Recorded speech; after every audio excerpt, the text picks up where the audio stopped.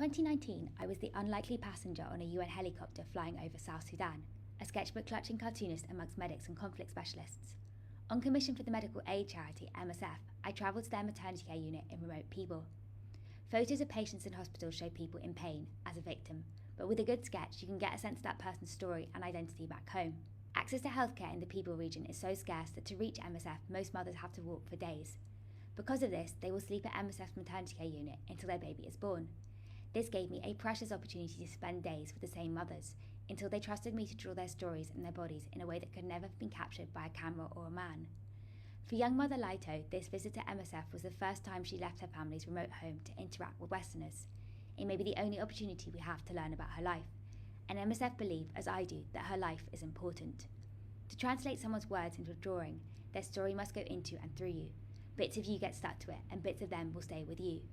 A sense of connection with the women I met in Pibor has lingered long after my return to the UK. Laito's baby Maria will be 4 years old now.